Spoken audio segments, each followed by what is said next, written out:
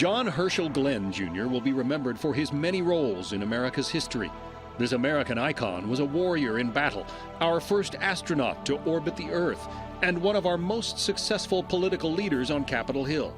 In 1998, he added oldest person in space to his roster of achievements. I can't help but stand here today with a real sense of déjà vu, some 40-year-old almost sense of déjà vu.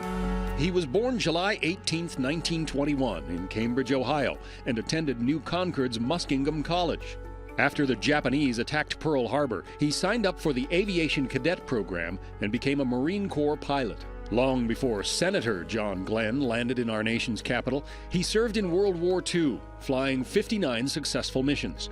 5 years later, this leatherneck was ready to fly sorties again, this time over North Korea. After serving in Korea, Glenn attended test pilot school at the Naval Air Test Center in Maryland.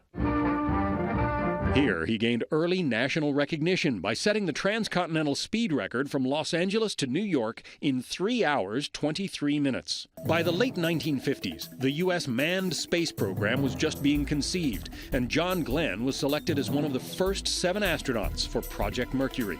3 years later, on February 20th, 1962, he made history, becoming the first American to orbit the Earth. And capsule is turning around. Oh, that view is tremendous. After a few failed attempts at launching a political career, Glenn ran again in 1974. This time, he easily won a seat in the United States Senate. He was re-elected in 1980 by the largest margin in the history of the state. Political journalist Jack Germond followed Senator Glenn's early political career.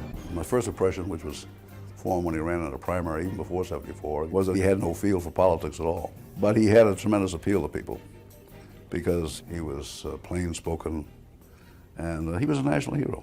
Senator Glenn ran in the Democratic presidential primaries of 1984, but eventually bowed out to former Vice President Walter Mondale. On January 16, 1998, NASA announced plans to return the 76-year-old legend to space, 36 years after he first orbited the Earth.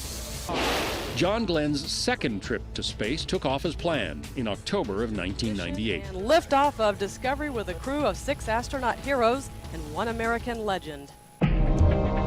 When the mission was over, America's oldest space traveler was given another hero's welcome, his second ticker tape parade on Broadway in New York City. I say he is one of the few legitimate American heroes of our time. I think too often people say, well, I'm at this age supposed to now be a couch potato. And I think the thing to do is just get out and work to fulfill your dreams, your ambitions at whatever age.